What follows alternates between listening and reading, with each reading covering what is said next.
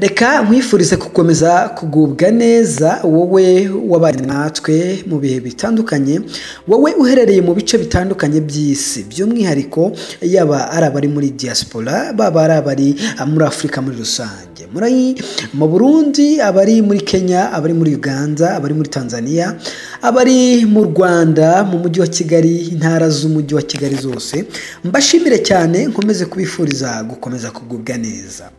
Reka by'umwihariko nshimire wowe wabanye natwe ukemera gukanda subscribe kuri channel yacu Salama TV, ugakanda n'akazogera kugira ngo ujye umwe mu bambere babona amakuru yacu kandi amakuru yizewe.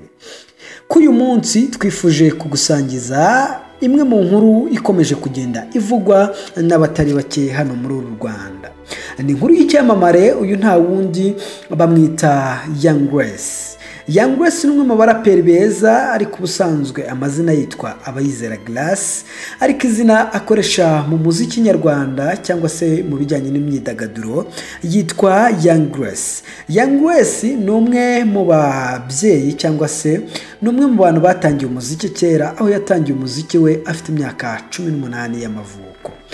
Wese yaje kwitabira amarushanwa agiye atandukanye muri icyo gihugu cy'u Rwanda, aho yagiye yitabira amarushanwa tuzi nka Primus Guma Guma Superstar, ndetse akagenda yitwara neza mu gihe cye yari yitabiriye aya marushanwa. Si ibyo gusa, Wese yaje gukora indirimbo nyinshi zagiye zikundwa n'abatari bakeya. Wese yakoze indirimbo, twavuga indirimbo nyinshi by'umwihariko dore ko ari umuraperi. Yakoze indirimbo yitwa Like Boy. Iyi ni indirimbo yakoze mu bijyanye na soja cyangwa se ibya gisirikare, aho yari yambaye imyenda ya gisirikare. Reka nkwibutse ko Wese yakoze n'izindi ndirimbo nyinshi zitandukanye by'umwihariko, ariko izakunzwe cyangwa se zamenyekanye zigiye zitandukanye. Yakoze indirimbo Uri Mwiza, yaje gukorana n'umwe mu basore bitwara neza mu muziki nyarwanda, akaba ari n'umwe mu producer, by'umwihariko uyu musore akaba ari na musaza w'uyu muhanzi witwa Wese. Uyu nta wundi bamwita King Philosophe. Wese yakoze indirimbo yitwa I Life with Diamante. By'umwihariko iyi ni story yari ijyanye n'umwana we cyangwa se umwana yibarutse. Wese yaje kuvugwa mu bijyanye na hip hop igihe kirekire, aho by'umwihariko yagiye agaragara mu itangazamakuru avugwa yuko ari umwe mu baraperi beza kandi bakiri batoya. Uyu muraperikazi Wese yakoze indirimbo yitwa Wisikiya Papa, yamenyekanye cyane mu mwaka w'2017. Uyu muraperi yakoze indirimbo yitwa Sweetie Pupu, iyi nayo ni imwe mu ndirimbo zakunzwe. Agaruka ku ndirimbo yitwa OG. Iyi ni indirimbo yitwa OG, by'umwihariko yanakozwe na musaza we witwa King Philosophe.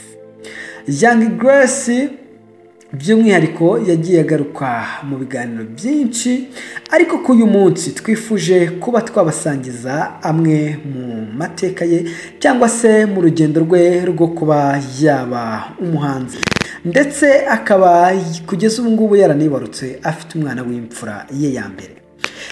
Wese ubwo yari ari mu muziki, byaje kumvikana ko uyu muhanzikazi atwite, by'umwihariko aho yaje no kuba yatandukana n'umukunzi we, akaba ari nawe se w'uyu mwana. Wese yavuzwe mu bijyanye n'urukundo n'umusore umwe witwa Pike, aho yavugaga ko ari OG by'umwihariko. Uyu munsi rero Wese hagaragaye amafoto ku mbuga nkoranyambaga zitandukanye. Aya mafoto akaba yagiye agarukaho n'abantu batari bakeya mu bitangazamakuru. Ifoto ya mbere yagaragaje Wese, by'umwihariko yasohoye ifoto amezi 8 ubwo yarashize. Uyu muhanzikazi yari atwite imfura ye yitwa Diamante. Iyi foto ari aho bita Igisenyi ku mazi cyangwa se ku mucanga.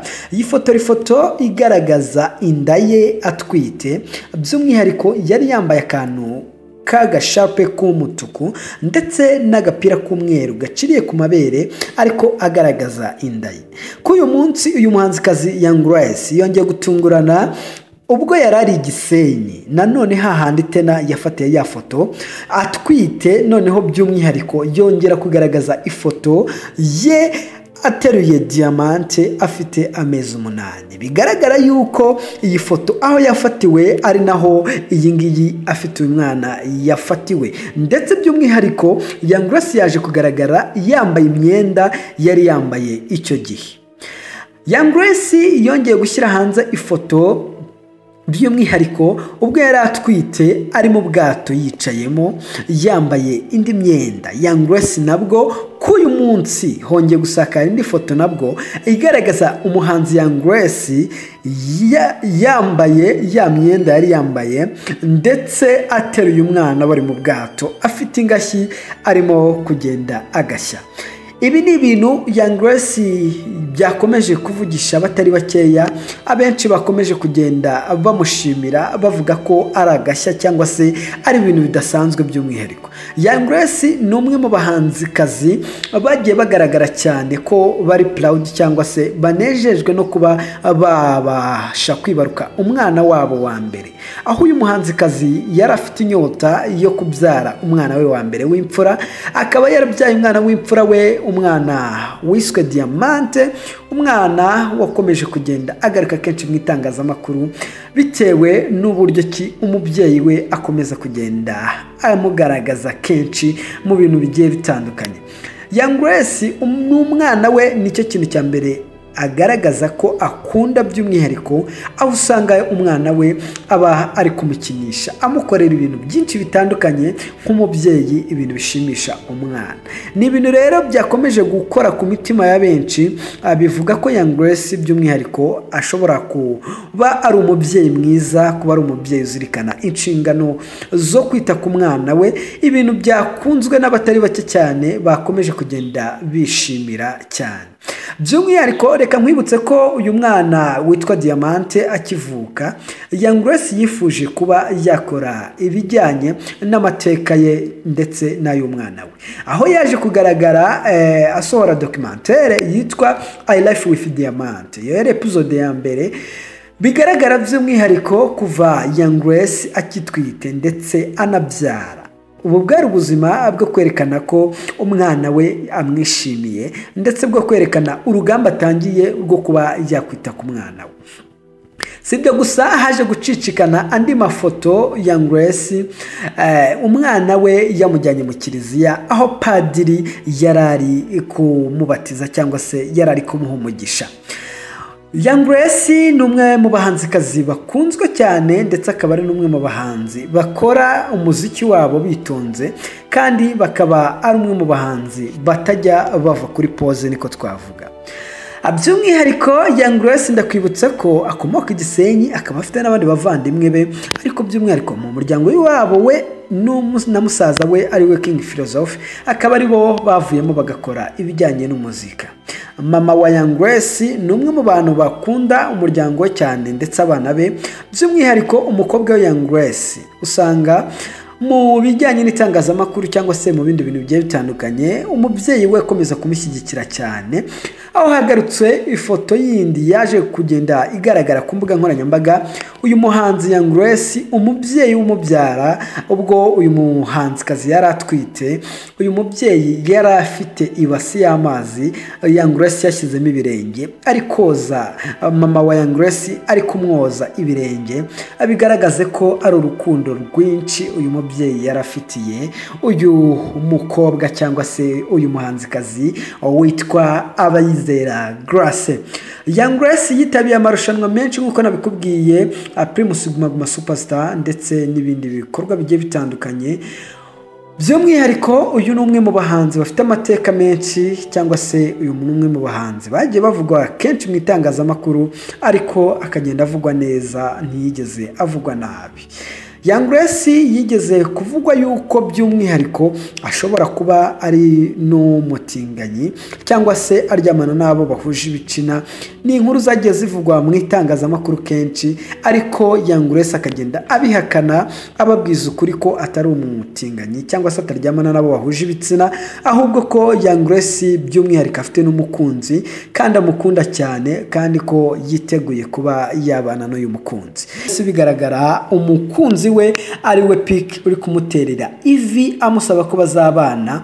Ni ibirori byashimishije benshi mu nshuti za Young Grace, ariko biza kurangira uyu muhanzikazi atandukanye by'umwihariko n'uyu mukunzi we. Si ibyo gusa ariko tugaruke ku yandi makuru ari kugenda avugwa hirya no hino mu bice bigiye bitandukanye muri icyo gihugu cyacu cy'u Rwanda.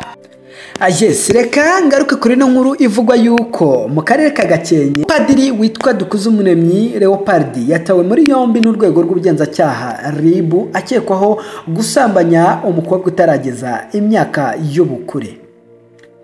Urwego rw'igihugu rw'ubugenzacyaha RIB rwatangaje ko rwataye muri yombi umupadiri wo mu karere ka Gakenke ukurikiranyweho gusambanya umwana w'umukobwa utaragera imyaka y'ubukure.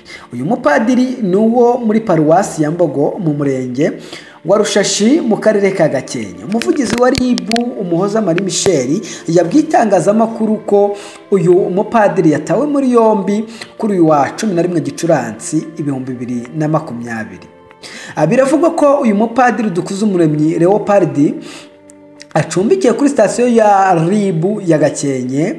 Mu kiganiro tubement.com ikitangazamakuru yagiranye n'uyu muvugizi wa RIB Umuhoza Marie Michel yavuze ko dosiye ye yashyikirijwe ubushinjacyaha ikaba yamaze gushyikirizwa n'urukiko. By'umwihariko reka ngushimire cyane wowe wemeye kwitanga ukabana natwe mu biganiro bigiye bitandukanye. Reka nkwibutse ko yari Salama TV. Nshimire wowe wamaze gukora subscribe, nshimire nawe ukomeza kujya muri comment ukagenda uduha ibitekerezo bigiye bitandukanye. Reka ngushimire cyane, nkomeze kukwifuriza kugubwa neza, ari nako nkomeza kukwifuriza gukomeza kubana natwe mu biganiro bigiye bitandukanye. Nkubwire ngo umugoroba mwiza kandi Imana ikomeze kukurinda.